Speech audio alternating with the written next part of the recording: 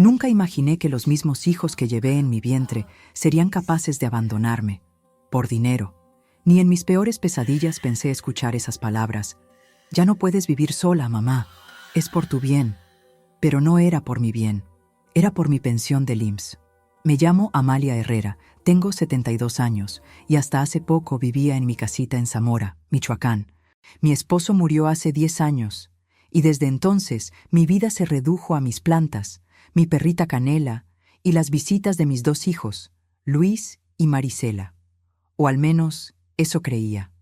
Luis siempre fue el más cariñoso, el que me abrazaba y decía, «Mamá, tú no te preocupes de nada». Pero últimamente llegaba con el ceño fruncido, revisando mis papeles, mi correo, preguntando por mi cuenta del banco, y Marisela, que trabajaba en un despacho contable, empezó a hablarme de planificar el futuro. Yo no entendía. Hasta que un día, después de una fuerte discusión, me dijeron que habían encontrado un lugar perfecto para mí, un asilo. Pero antes de continuar, asegúrate de estar suscrito al canal y cuéntanos en los comentarios desde dónde estás viendo este video. Nos encanta saber hasta dónde llegan nuestras historias. Recuerdo ese día como si fuera hoy. Marisela me llevó en su coche, sonriendo nerviosa, mientras Luis cargaba una pequeña maleta con mis cosas. Yo no quería ir. Tenía un mal presentimiento. Algo dentro de mí gritaba que aquello no estaba bien. Pero ellos insistieron tanto. Solo por un tiempo, mamá, hasta que estés mejor. Cuando llegamos, lo primero que sentí fue el olor a desinfectante. El asilo se llamaba Hogar San Rafael, y su fachada blanca escondía algo que aún no sabía describir. Me recibieron con una sonrisa forzada, una enfermera de ojos grises y voz firme. «Bienvenida, señora Amalia. Yo seré quien la cuide». Su nombre era Elena. Tenía algo en la mirada, algo que me heló el alma. Esa primera noche no pude dormir. Escuchaba los gemidos de los otros ancianos, los pasos en el pasillo y las llaves cerrando puertas. Y aunque traté de convencerme de que todo estaría bien, algo me decía que esa enfermera no era quien decía ser. Y no me equivocaba. La primera semana en el asilo fue como vivir en un sueño del que no podía despertar. Todo olía a medicina y humedad. Nos despertaban a las 6, nos daban un desayuno insípido y luego nos dejaban sentados frente a una televisión vieja que apenas se escuchaba. Al principio pensé que exageraba, que tal vez sí necesitaba ayuda. Pero bastó un solo día para entender que aquello no era un hogar. Era una cárcel silenciosa para viejos estorbos. Elena, la enfermera, siempre tenía esa sonrisa contenida, casi calculada. Parecía amable con todos, pero sus ojos decían otra cosa. Observaba cada movimiento, cada palabra que decíamos. A veces me encontraba su mirada fija en mí, como si supiera algo que yo no. Una tarde, mientras tomábamos el té en el patio, una de las internas, doña Rosario, se me acercó y me susurró. «No confíes en nadie, ni siquiera en ella». «¿En quién?», pregunté. «En la enfermera. No sabes quién es realmente». Me quedé helada. Esa misma noche, mientras me acomodaba en mi cama, escuché pasos en el pasillo y murmullos. Me levanté con cuidado y me asomé por la puerta. Elena estaba hablando con un hombre de traje, con tono urgente. Solo alcancé a oír una frase. «Ella no debe saber nada todavía». Cerré la puerta de golpe y fingí dormir. Desde ese instante supe que algo oscuro se escondía detrás de esas paredes. Pero lo que descubriría después cambiaría todo. Pasaron los días y comencé a notar detalles extraños. Las cartas que yo enviaba a mis hijos nunca llegaban. Tampoco me permitían recibir llamadas. Cada vez que preguntaba por ellos, Elena decía que estaban ocupados o que vendrían el fin de semana, pero nunca venían. Empecé a sospechar que algo no cuadraba. Una tarde, mientras ayudaba a doblar sábanas, vi un archivador con papeles en la oficina de Elena. Entre ellos, reconocí mi nombre y el sello del IMSS. Decía, «Transferencia de pensión a cuenta autorizada». Mi corazón se detuvo. ¿Qué significaba eso? ¿Quién había autorizado esa transferencia? Esa noche no pude dormir. El miedo se mezclaba con la rabia.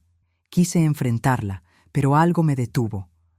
Tal vez era la intuición o el presentimiento de que no debía hacerlo todavía. A la mañana siguiente, Elena se acercó con su tono suave. «Doña Amalia, hoy tiene cita médica. No se preocupe, es solo de rutina». Asentí en silencio, pero mientras caminábamos por el pasillo, vi una puerta entreabierta y dentro algo me llamó la atención. Una caja con documentos viejos, etiquetas con nombres y un sobre con el mío. Me detuve, pero Elena notó mi mirada. Cerró la puerta con fuerza y sonrió. «No debería curiosear tanto, doña Amalia. A veces la curiosidad puede traer problemas». Ese día supe que estaba en peligro, y lo que haría después pondría mi vida en riesgo. Decidí fingir, sonreír, cooperar, actuar como una anciana dócil y resignada. Mientras tanto, cada noche observaba los movimientos de Elena y de los otros empleados. Había algo turbio en sus rutinas. Llegaban camiones por la madrugada, sacaban cajas y bolsas negras. Ninguno de los residentes sabía qué pasaba. Pero antes de continuar, asegúrate de estar suscrito al canal y cuéntanos en los comentarios desde dónde estás viendo este video. Nos encanta saber hasta dónde llegan nuestras historias. Una madrugada escuché un golpe fuerte en la habitación de al lado. Me acerqué a la pared y oí una voz débil que pedía ayuda. Era don Ernesto, un viejo militar que llevaba semanas enfermo. Al amanecer, su cama estaba vacía. «¿Dónde está Ernesto?», pregunté. «Fue trasladado al hospital», dijo Elena, sin mirarme a los ojos. Pero nadie más lo volvió a ver. Esa misma tarde, mientras nos servían la comida, doña Rosario volvió a acercarse. «Si quieres salir viva de aquí», me dijo con voz temblorosa, «escucha lo que te voy a contar esta noche». Su rostro pálido me heló la sangre. Algo terrible iba a revelarme. Esa noche esperé despierta, mirando la puerta, pero cuando el reloj marcó las 11, escuché gritos al final del pasillo, y cuando corrí hacia la habitación de Rosario, ella ya no estaba allí. El cuerpo de doña Rosario nunca apareció. Dijeron que había sufrido un infarto mientras dormía, pero nadie vio nada, ni el médico ni los enfermeros. Todo fue demasiado rápido. En menos de una hora, sus cosas desaparecieron y su cama fue ocupada por otra anciana. Yo no dejaba de pensar en sus últimas palabras. «Si quieres salir viva de aquí», esa frase me perseguía. Pasé los siguientes días en silencio, observando, escuchando. Empecé a notar que algunos residentes también desaparecían de forma repentina. Los justificaban con enfermedades o traslados, pero no había registros, ni visitas de familiares, ni llamadas. Era como si se los tragara la tierra.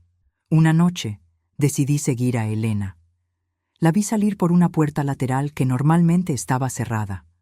Caminaba con paso firme, sosteniendo una linterna. Esperé unos minutos y la seguí en silencio. El pasillo conducía a una zona del edificio que nunca nos dejaban ver: el sótano. El aire era pesado y húmedo. Desde una rendija vi una escena que me revolvió el estómago. Había cajas con medicamentos, expedientes y sobres con sellos oficiales. Elena los revisaba junto a un hombre con bata blanca. «Nadie sospecha nada», dijo él. «No mientras crean que todo es por el bienestar de los pacientes», respondió ella. Ese momento lo entendí todo. No solo robaban nuestras pensiones. Había algo más, algo mucho más grande, y yo estaba a punto de descubrirlo. La mañana siguiente fingí estar enferma para no ir al comedor. Me quedé en la habitación, esperando el momento en que Elena saliera de su oficina. Cuando lo hizo, me colé dentro. Revisé los cajones con las manos temblorosas hasta encontrar una carpeta con el nombre del asilo. Dentro había listas con nombres, números de cuenta y montos exactos de dinero. El mío estaba ahí, junto a una firma falsificada. También había fotografías, rostros de ancianos que ya no estaban: Rosario, Ernesto y muchos otros, todos con una nota que decía: traslado completado.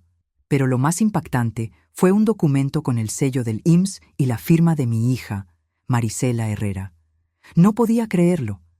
mi propia hija, había autorizado la transferencia de mi pensión al hogar. Ella era parte de todo. Las lágrimas me nublaron la vista. Sentí una mezcla de rabia y traición que me cortó el aliento. Escuché pasos en el pasillo y guardé los papeles a toda prisa. Apenas alcancé a esconderme detrás de la puerta cuando Elena entró. «¿Quién estuvo aquí?», dijo con voz seca, mirando alrededor. No respiré. No me moví. Cuando finalmente salió, supe que no podía quedarme más tiempo. Tenía que escapar. Pero antes de hacerlo, debía saber qué estaban haciendo con los que desaparecían. Y para eso tenía que volver al sótano.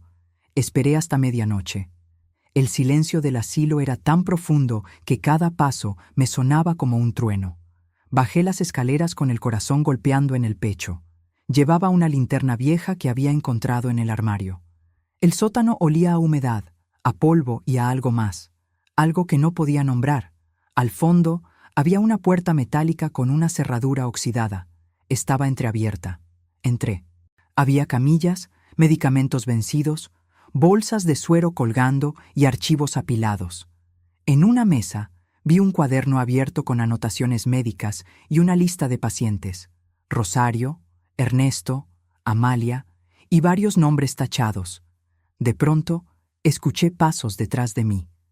«¿Qué hace aquí, doña Amalia?», era la voz de Elena. Me giré sobresaltada, con la linterna temblando en la mano.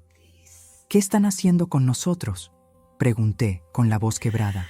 Ella me miró con una mezcla de pena y cansancio. «No todo es lo que parece», susurró. «¿Qué quieres decir?». «Si le cuento la verdad, su vida cambiará para siempre». Su mirada era distinta. No había frialdad, sino compasión. Y entonces me lo dijo. Una revelación que jamás hubiera imaginado y que pondría todo de cabeza. Elena cerró la puerta del sótano y se quedó mirándome, en silencio. La linterna iluminaba solo su rostro, y sus ojos parecían cansados, como si cargaran un peso enorme. «Yo no trabajo para ellos», dijo al fin. «Al menos, no como tú crees». No entendía nada. «Entonces, ¿por qué me vigilas? ¿Por qué desaparecen las personas?». Elena suspiró, apoyándose en la mesa. «Escucha bien, doña Amalia. Este lugar no es solo un asilo, es una fachada. Los dueños desvían dinero del IMSS, usan los datos de los internos, falsifican sus muertes y se quedan con sus pensiones». Me quedé helada. «¿Y tú trabajas con ellos?». «No, fui enviada para investigar». «Soy enfermera». «Sí, pero también trabajo con un grupo que intenta desmantelar esta red». Mi mente se nubló. No podía procesarlo. «¿Y por qué no lo denuncias?». «Porque necesito pruebas.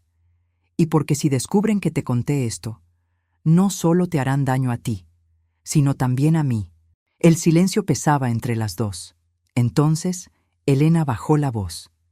«He estado guardando documentos, grabaciones, todo.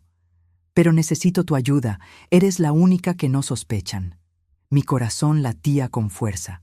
Una mezcla de miedo y esperanza me recorrió el cuerpo. Por primera vez desde que llegué, sentí que no estaba sola. Pero también supe que, si aceptaba ayudarla, no habría vuelta atrás. A la mañana siguiente, todo parecía normal. Los empleados sonreían, los ancianos dormían frente al televisor, y yo fingía una calma que no sentía. Elena me dio una pequeña nota al servirme el desayuno. La escondí en mi bata. Cuando pude leerla en mi habitación, decía: «Esta noche, pasillo C1130».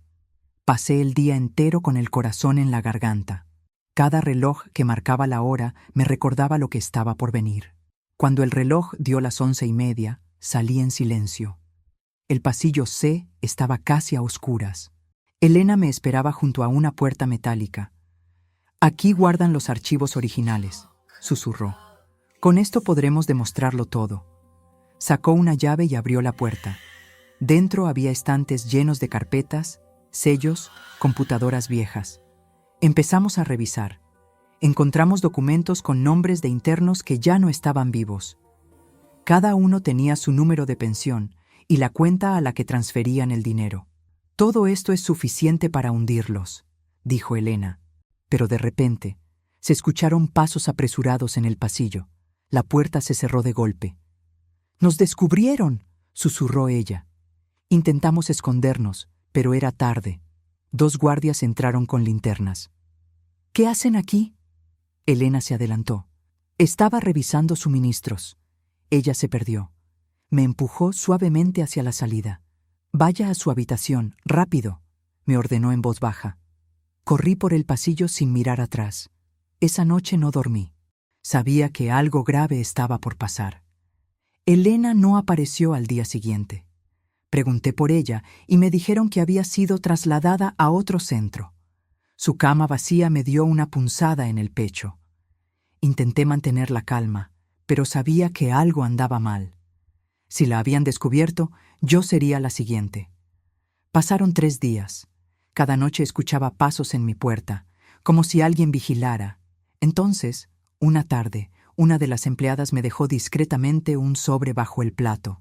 Dentro había una nota con letra de Elena. «Sigue mi plan. No confíes en nadie. A las 12, detrás del invernadero». Esa noche, el cielo estaba cubierto de nubes. Salí sin hacer ruido, con el corazón latiendo tan fuerte que temía que me delatara. Caminé hacia el invernadero, y allí, entre las sombras, alguien me tomó del brazo. «No se asuste», dijo una voz masculina. «Soy parte del equipo de Elena. Ella está bien, pero tuvieron que sacarla de aquí». «¿Dónde está?», pregunté. «Escondida. Pero necesita que usted termine el trabajo. Los papeles que encontró en su oficina, debemos recuperarlos todos». No podía creer que me lo pidieran a mí. «Soy una anciana», dije temblando. «No sé si puedo hacerlo». «Justamente por eso», respondió él. «Nadie sospechará de usted».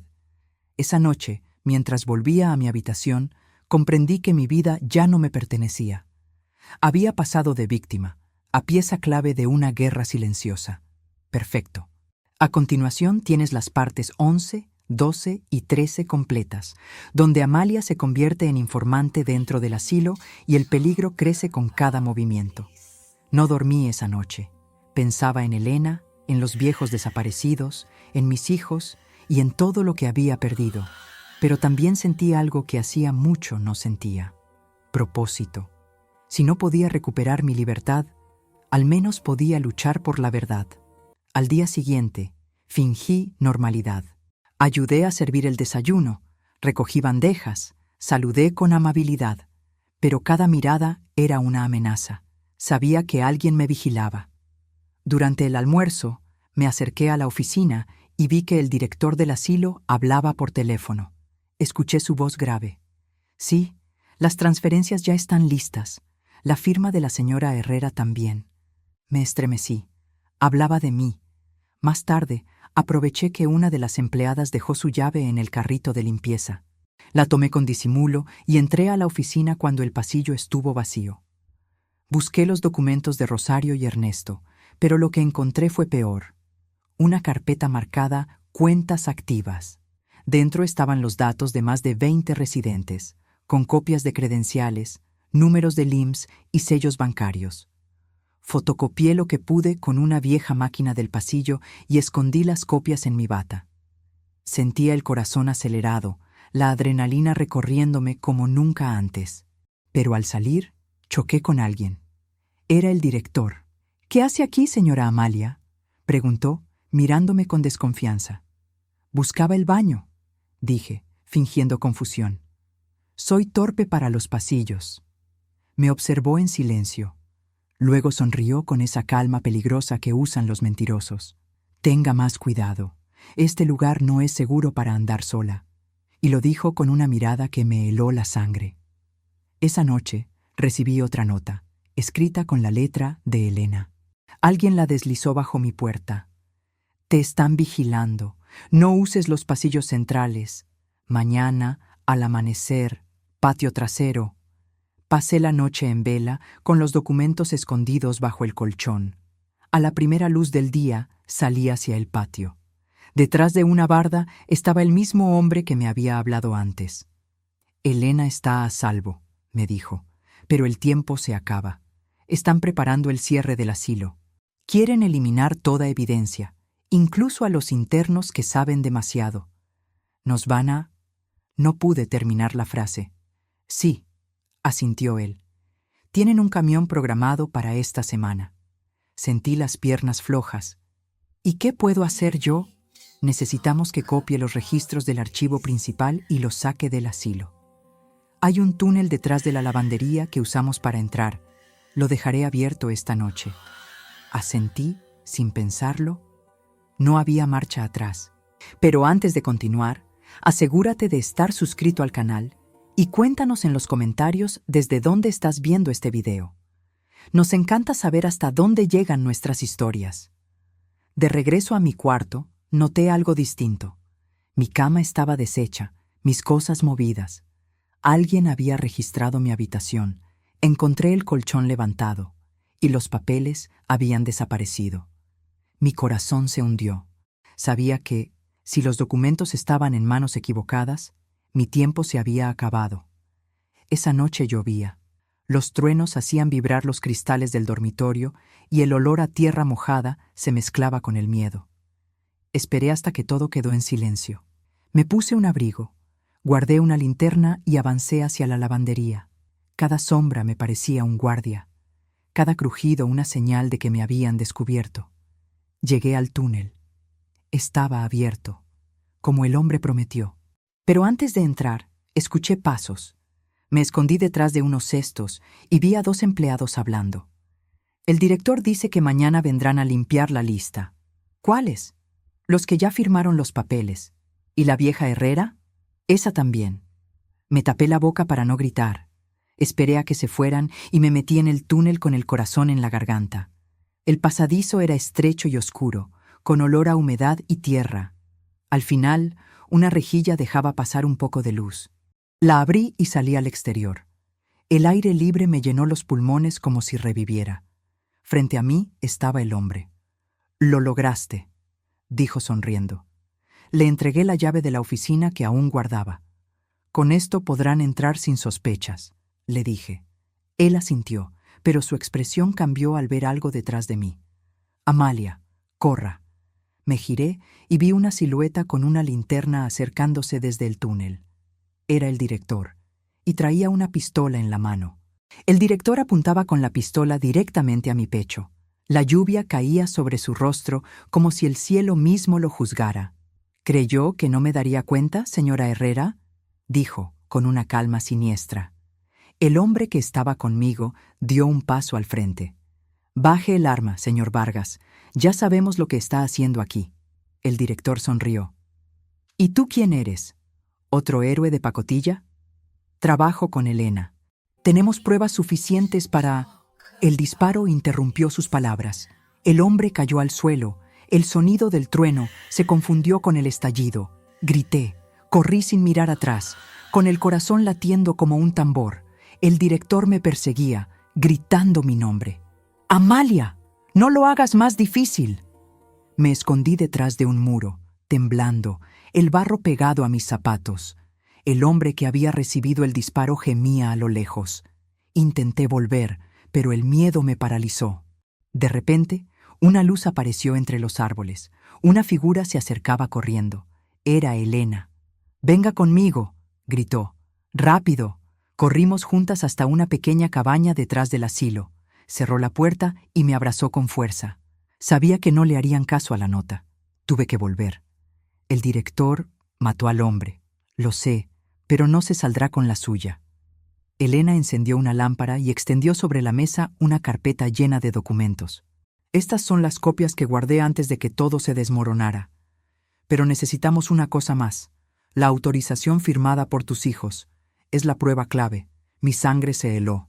«¿Mis hijos?» «Sí. Ellos firmaron para entregarte la administración de tu pensión al asilo. Sin eso, no podremos detenerlos». Me quedé en silencio. Era verdad. Mis propios hijos habían sido cómplices. No dormimos esa noche. Elena trazó un plan. Entraríamos al despacho del director antes del amanecer, cuando los guardias cambiaban de turno. Ella sabía cómo acceder sin activar las alarmas. Yo apenas podía respirar. Cada pensamiento me llevaba a Luis y Marisela, mis hijos, mis pequeños, aquellos a quienes di todo. Elena me miró con compasión. Sé que duele, dijo, pero ellos te vendieron. No quiero creerlo. No se trata de creer, sino de ver la verdad. Cuando el reloj marcó las 5, salimos hacia el edificio principal. Las luces estaban apagadas. Todo parecía dormido. Elena forzó la cerradura del despacho y entramos. En el escritorio hallamos una caja fuerte entreabierta. Dentro, varios sobres con nombres, contratos y un documento que llevaba el mío. Ahí estaba. Autorización de transferencia, Marisela Herrera, con una firma perfectamente falsificada. Pero había algo más. Una grabación. Elena la reprodujo. Era la voz de mi hija. Sí, director, hágalo lo más pronto posible. Mi madre no lo necesita. Con su pensión podremos pagar las deudas de mi hermano. Las lágrimas me corrieron por las mejillas. Mi hija, susurré. Mi hija me vendió. Elena me tomó de la mano. Lo sé, Amalia. Pero esto puede salvar a todos los demás. En ese momento, escuchamos pasos en el pasillo. La puerta se abrió de golpe. El director estaba allí. Y no estaba solo. 2 guardias entraron tras él, armados. ¿De verdad creyeron que podrían ganarme?, dijo Vargas con esa sonrisa podrida que ya conocía. Elena dio un paso adelante. Todo está grabado. Ya mandamos copias a la fiscalía. Él se rió. ¿De verdad cree que la fiscalía se moverá por un par de viejas? Elena lo miró fijamente. No somos solo nosotras. Afuera hay gente esperándote. En ese momento, una sirena se escuchó a lo lejos. Luces azules comenzaron a iluminar las ventanas. El director se giró, confundido. ¿Qué hiciste?, rugió. Elena sonrió. Hicimos justicia. Los guardias intentaron escapar, pero la policía irrumpió con fuerza. El caos llenó el asilo. Entre gritos, órdenes y llantos, vi cómo Vargas era esposado. Elena respiró aliviada, pero su rostro seguía serio. Aún falta algo, dijo. Tus hijos. No entendí al principio. Ellos también recibirán su castigo, continuó. Y tú tendrás que decidir si los enfrentas o los perdonas. Mi alma se quebró. Había soñado toda mi vida con verlos triunfar. Nunca imaginé que un día tendría que decidir si entregarlos a la justicia. Esa noche, mientras las luces de la policía se apagaban, supe que mi verdadera batalla apenas comenzaba. Pasaron 3 días desde la redada. El asilo Hogar San Rafael fue clausurado y la policía trasladó a los ancianos a un albergue temporal. Los noticieros hablaban de corrupción, de fraude al IMSS, de desapariciones. Pero nadie mencionaba nuestros nombres. Éramos solo los afectados. Elena permanecía a mi lado, ayudando a los investigadores a ordenar las pruebas. Me dijo que pronto me llamarían a declarar. No dormía. Cada vez que cerraba los ojos, escuchaba la voz de mi hija diciendo, «Mi madre no lo necesita». Esa frase me desgarraba más que cualquier amenaza. Una mañana, la trabajadora social me avisó que tenía visita. Cuando salí al pasillo, los vi, Luis y Marisela, mis hijos. «Mamá», dijo Marisela, fingiendo una sonrisa. «Qué gusto verte». La miré sin responder. Luis bajó la cabeza, sin atreverse a sostenerme la mirada. «¿Por qué vinieron?», pregunté con frialdad. «Queremos explicarte», dijo Luis. «El director nos engañó, nos hizo firmar unos papeles sin decirnos lo que eran. Mentira, lo sabía en sus ojos». «¿Y la grabación?», repliqué. «¿También fue un engaño?». Marisela palideció. «Mamá, lo hicimos por necesidad. Teníamos deudas, problemas. Yo también tuve problemas», dije con voz quebrada. «Pero nunca traicioné a mis hijos». El silencio se hizo eterno. Por primera vez, los vi como extraños, personas que habían usado mi amor como moneda de cambio. Marisela empezó a llorar. «Perdónanos, mamá». «El perdón no borra lo que hicieron», respondí. «Pero aún tienen tiempo de cambiar». Y entonces entró Elena. «La fiscalía quiere hablar con ustedes», dijo con firmeza. Mis hijos se miraron, aterrados, y yo no sabía si debía protegerlos o dejarlos caer. La declaración fue larga y dolorosa. Conté todo: los abusos, las desapariciones, las transferencias, la traición. Cada palabra era una herida abierta, pero también una forma de sanar. Elena se mantuvo a mi lado, guiándome. La policía confirmó que más de 40 ancianos habían sido víctimas de la red. Muchos no sobrevivieron. Otros, como yo, habíamos tenido suerte. Mis hijos fueron interrogados. Marisela intentó defenderse, alegando manipulación. Luis se quebró por completo y confesó que habían recibido dinero del director a cambio de firmar los documentos. «Solo queríamos pagar las deudas, mamá», dijo entre lágrimas. Yo lo escuché en silencio. No tenía fuerzas para odiarlos, pero tampoco podía amarlos como antes. Días después, Elena me llevó a un café cerca del albergue. «Lo hiciste muy bien», me dijo. «Sin ti, nada de esto habría sido posible. No habría sobrevivido sin ti», respondí. Pero noté algo distinto en su voz, en su mirada. Ya no era la misma Elena que conocí. Parecía distante, preocupada. «¿Pasa algo?», pregunté. «Nada», dijo con una sonrisa tensa. «Solo que hay cosas que aún no puedo contarte». Me quedé mirándola. «¿Qué cosas?». Ella bajó la mirada. «Lo del director no era todo. Hay alguien más detrás». Su tono me heló la sangre. «¿Quién?». «Alguien poderoso. Y teme que tú hables demasiado». Sentí un escalofrío. No sabía que el infierno recién comenzaba. Esa noche no pude dormir. Las palabras de Elena resonaban una y otra vez. «Hay alguien más detrás». ¿A quién se refería? ¿Y por qué me advertía justo ahora? A la mañana siguiente, la policía me asignó custodia temporal. Me trasladaron a un pequeño departamento en la ciudad de Morelia, donde debía quedarme hasta que terminara el juicio. Todo parecía tranquilo. Demasiado tranquilo. Pasaron 3 días sin noticias. Elena no apareció. Llamé al número que me había dado, pero ya no existía. Intenté contactar al inspector que llevaba el caso, y me dijo algo que me dejó sin aliento. «La enfermera Elena no está registrada en ningún archivo del IMSS ni de Salud Pública. Ni siquiera tenemos su apellido completo». Mi corazón se aceleró. «¿Cómo que no está registrada?». «No sabemos quién era, señora Herrera. Quizá usó un nombre falso». Dejé el teléfono caer. Todo giraba. ¿Quién era realmente esa mujer? ¿Una aliada o una pieza más del mismo juego? Esa noche, alguien tocó mi puerta 3 veces. «¿Quién es?», pregunté. Silencio. Volvieron a tocar, más fuerte. Tomé una linterna y me acerqué lentamente.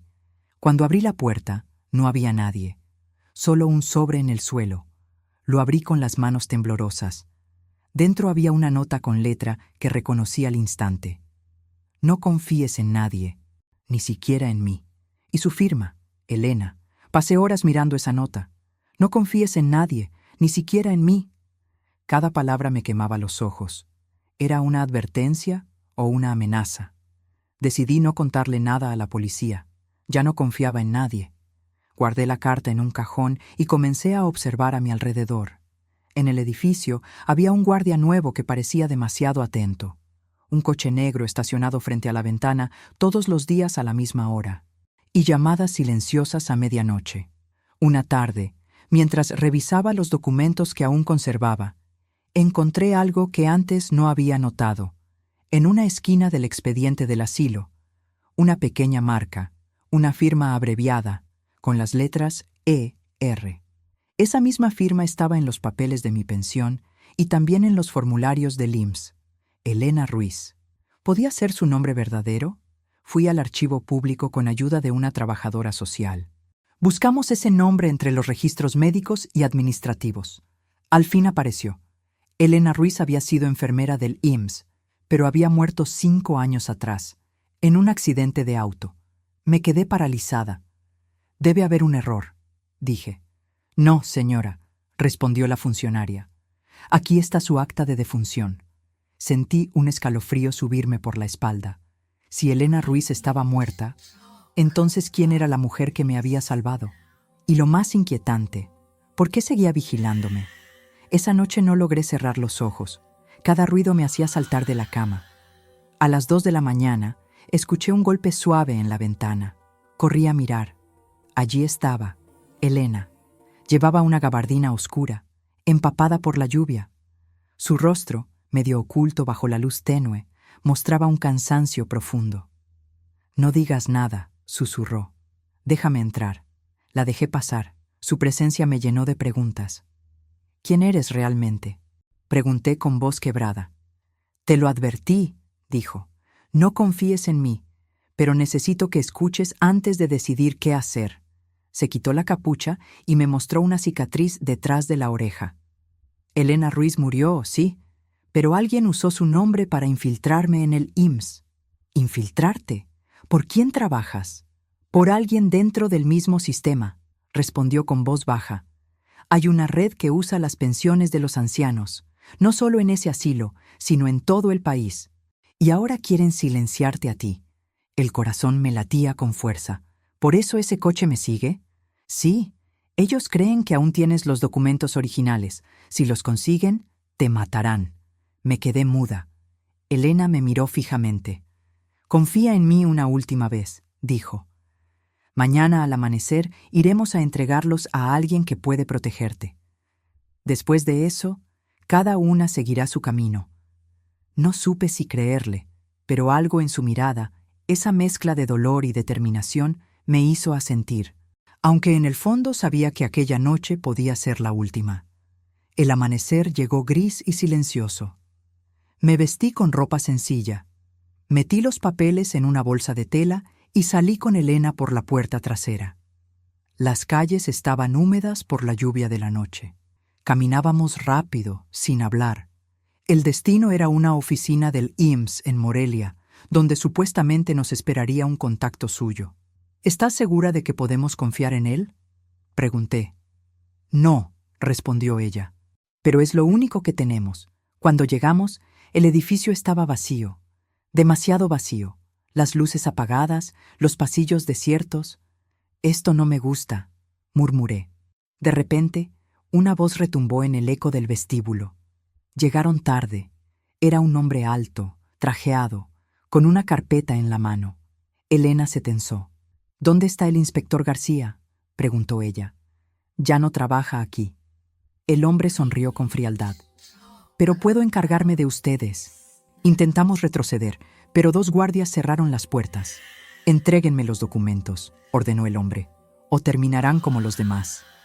Elena me empujó detrás de una columna y sacó un arma. «Corra, Amalia, ahora». El estruendo de los disparos llenó el edificio. Corrí como nunca en mi vida. Los papeles se esparcieron por el suelo, volando entre el polvo y el miedo. Cuando miré atrás, vi a Elena caer, y supe que, aunque no entendía quién era realmente, me había salvado otra vez. Salí corriendo bajo la lluvia. El mundo se volvía borroso, pero dentro de mí una voz repetía: «No confíes en nadie». Y esa vez le hice caso. No recuerdo cuánto corrí aquella madrugada. Solo sé que la lluvia no cesaba y mis pies sangraban dentro de los zapatos. Tenía algunos de los documentos empapados en la bolsa, los únicos que logré salvar. No sabía a dónde ir, solo que no podía volver al departamento. Terminé refugiándome en una pequeña iglesia en las afueras. El sacerdote me miró sorprendido, empapada, temblando. «Hija, ¿qué te pasa? Solo necesito descansar un poco». «Y un teléfono, por favor». Con voz entrecortada, llamé al único contacto que podía quedarme, una periodista local que había cubierto el caso del asilo. Su nombre era Lucía Torres. «Soy Amalia Herrera», le dije. «Tengo pruebas nuevas sobre el fraude del IMSS, pero me están buscando». Lucía llegó al amanecer con una chaqueta y una mirada decidida. «Sabía que había algo más», me dijo. «Vamos a contar tu historia, doña Amalia, pero necesitamos todo lo que tengas». Le entregué los papeles húmedos, las copias, incluso la nota de Elena. Lucía los extendió sobre la mesa y los fotografió. Esto es enorme. Si lo publicamos, va a sacudir al país». Le conté todo: el asilo, el director, la red, mis hijos y Elena. Cuando mencioné su muerte, Lucía frunció el ceño. «¿Dijiste que se llamaba Elena Ruiz?». «Sí, conozco ese nombre. Aparece en una investigación vieja. Era enfermera del IMSS y testigo clave en un caso de corrupción hace 5 años. Desapareció antes de declarar. El corazón me dio un vuelco. ¿Era posible que Elena hubiera sobrevivido al accidente? ¿O que alguien la reemplazara desde entonces? Nada tenía sentido. Pero algo en mi interior me decía que aún no había terminado. Pasamos el día escondidas en la casa de Lucía. Revisó cada documento con cuidado, comparando nombres, fechas y sellos. «Mira esto», me dijo señalando una hoja. Todos los asilos donde desaparecieron ancianos tenían un mismo firmante: Dr. Mauricio León, director regional del IMSS. Ese nombre me sonaba. Ese hombre salía en la televisión, le dije. Lo entrevistaban hablando de los programas de apoyo a los adultos mayores. Lucía asintió. Exacto. Mientras hablaba de ayuda, desviaba millones. Elena y tú se toparon con algo mucho más grande de lo que imaginaban. No podía creerlo. Toda mi vida había confiado en esas instituciones, creyendo que estaban ahí para protegernos. Esa noche, Lucía preparó una nota para su noticiero en línea. Me pidió grabar un testimonio. Dudé. Tenía miedo de que me encontraran. Pero luego pensé en Rosario, en Ernesto, en todos los que no pudieron hablar. Lo haré, dije al fin. Grabamos la entrevista frente a una lámpara tenue. Conté todo, con lágrimas, sin adornos. Lucía prometió publicarla al día siguiente. Sin embargo, a medianoche, escuchamos un golpe en la puerta trasera. Lucía fue a mirar por la ventana. «Hay un coche afuera», susurró. 2 hombres bajaron. Apagamos las luces. El miedo volvió a apoderarse de mí. Los pasos se acercaban. Y entonces, una voz conocida gritó desde afuera. «Doña Amalia, soy yo. Abra, por favor». Reconocí esa voz al instante. Era Luis, mi hijo. Lucía me detuvo antes de abrir. «Podría ser una trampa», me dijo en voz baja. Pero mi corazón de madre pudo más. Corrí hacia la puerta y la abrí. Luis estaba empapado, nervioso, con ojeras profundas. «Mamá, tienes que venir conmigo», dijo desesperado. «Estás en peligro. ¿Qué haces aquí?» «Nos siguen. Quieren los documentos». Lucía apuntó su cámara hacia él. «¿Quién te envió?», preguntó con tono firme. «Nadie. Escapé. Marisela está detenida, pero me soltaron para que los llevara hasta ti. Si no lo hago, la matarán». Me quedé paralizada.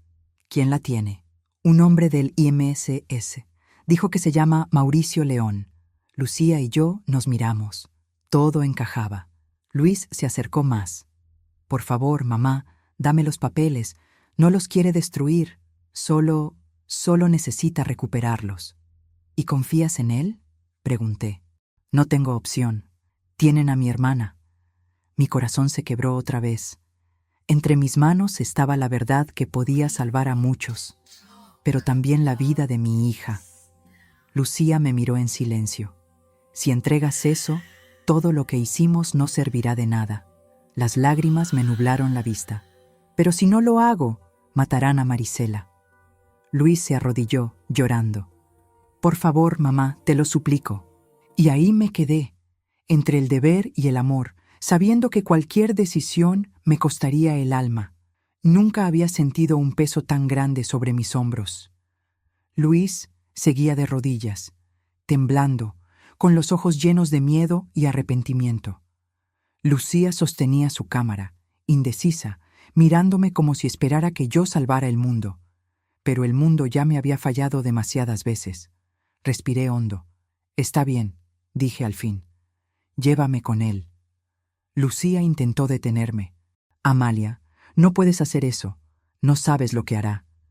No voy a entregar nada sin antes verlo a los ojos.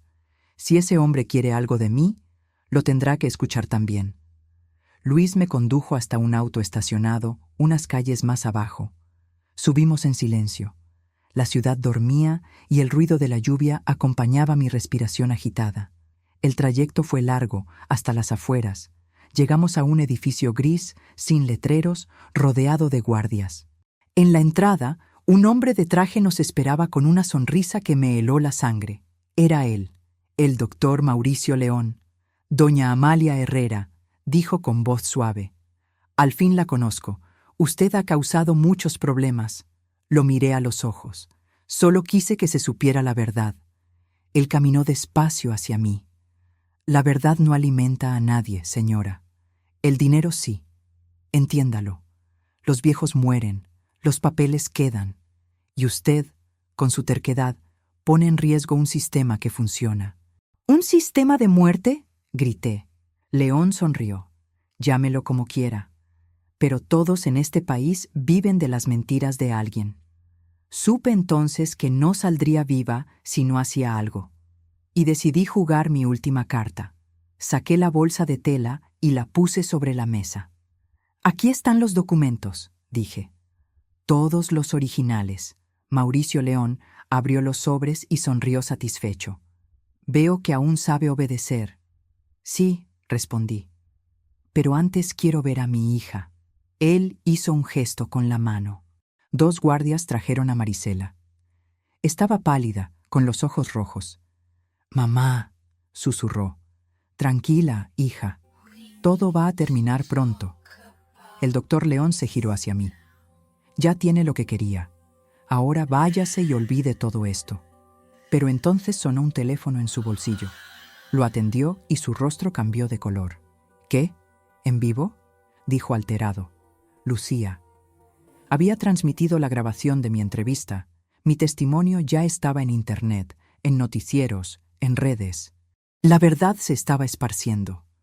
León arrojó el teléfono contra la pared. «¡Idiota!», gritó. «Tú misma te condenaste». «No», dije con calma. Me liberé. Intentó tomar su arma, pero los gritos afuera interrumpieron todo. La policía irrumpió en el edificio. Luis, llorando, me cubrió con su cuerpo. En segundos, los agentes arrestaron al doctor León y a sus hombres. Marisela me abrazó entre sollozos. «Perdóname, mamá. Yo solo la acaricié». «Ya no digas nada, hija. Lo importante es que estás viva». Por primera vez, sentí que el peso de los años desaparecía. Pasaron los meses. El caso del IMSS sacudió todo el país. Arrestaron a decenas de funcionarios y el nombre de Mauricio León se convirtió en sinónimo de vergüenza. Muchos ancianos recuperaron su pensión. Otros nunca supieron que habían sido víctimas. Lucía siguió visitándome.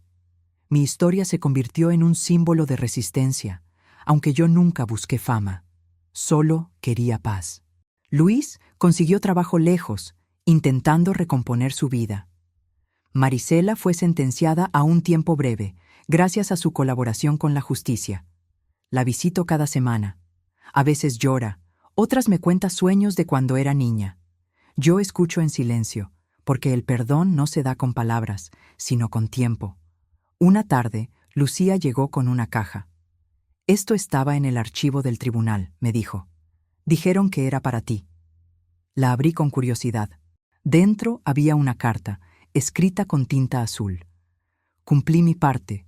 Ahora descansa en paz. R». Era la letra de Elena. No volví a saber de ella.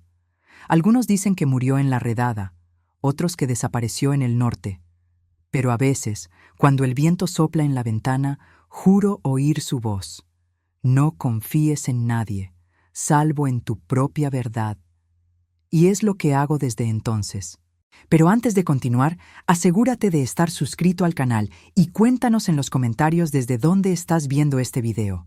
Nos encanta saber hasta dónde llegan nuestras historias. Hoy sigo viviendo en Morelia, cuidando mis plantas, igual que antes de que todo ocurriera. Solo que ahora miro el mundo distinto. Aprendí que la vejez no es el final, sino el momento de ver con claridad lo que los jóvenes no quieren aceptar, que la verdad siempre tiene un precio. Los meses siguientes fueron una mezcla de calma y melancolía. Después de todo lo vivido, el silencio se volvió un lujo. Ya no había pasos vigilándome ni voces susurrando detrás de las puertas. Solo el canto de los pájaros al amanecer y el aroma del café en mi pequeña cocina. Cada mañana revisaba los periódicos. Las noticias hablaban de reformas, juicios, castigos, pero también de olvido. La gente se cansó pronto del escándalo y el país siguió adelante, como si todo hubiese sido solo un rumor pasajero. A veces me pregunto cuántos otros hogares San Rafael seguirán escondidos en los rincones del país. ¿Cuántas madres, cuántos padres seguirán esperando una visita que nunca llega? Un día recibí una carta sin remitente. Dentro, un recorte de periódico. Fiscalía reabre investigación sobre red de corrupción del IMSS. Y una línea escrita a mano. Aún no ha terminado. No había firma, pero lo supe. Era Elena. Por primera vez en mucho tiempo, sonreí. Esa noche encendí una vela frente a la foto de mis hijos cuando eran pequeños. Miré sus rostros y entendí que el amor de una madre no muere, solo se transforma. Ya los perdoné, susurré. No por lo que hicieron, sino por lo que aún pueden ser. Me quedé largo rato allí, con las manos juntas, sintiendo que, a pesar del dolor, aún quedaba algo hermoso dentro de mí. La capacidad de amar. Hoy tengo 73 años. Camino despacio, pero firme. A veces me detengo frente al espejo y apenas reconozco a la mujer que fui, aquella que temía envejecer sola, que confiaba ciegamente en todos, que pensaba que el amor familiar era eterno. Ya no soy esa mujer. Soy alguien que aprendió que la soledad puede ser maestra y que la verdad, aunque duela, limpia el alma. Sigo viviendo con lo poco que tengo, pero con el corazón tranquilo. Lucía me visita de vez en cuando y dice que mi historia inspiró a muchas personas a cuidar mejor de sus padres. A veces no le creo, pero verla sonreír me hace sentir que todo valió la pena. He perdonado a Luis y a Marisela. No porque lo merezcan, sino porque el odio envejece más rápido que el cuerpo. Y si algo aprendí, es que uno no puede cargar resentimientos toda la vida. Antes de dormir, miro por la ventana y hablo con el viento, imaginando que Elena aún está ahí afuera, ayudando a otras almas perdidas como yo. Le digo en voz baja, gracias por no dejarme morir en silencio. Y mientras apago la lámpara, pienso en todo lo que la vida me quitó y en todo lo que, sin saberlo, me devolvió. Porque aunque mis hijos me internaron en un asilo para quedarse con mi pensión del IMSS, lo que no sabían era que la enfermera, aquella misteriosa mujer de ojos grises, venía enviada por el destino para recordarme algo que había olvidado, que aún en la vejez el corazón puede renacer. Y esa fue mi mayor victoria.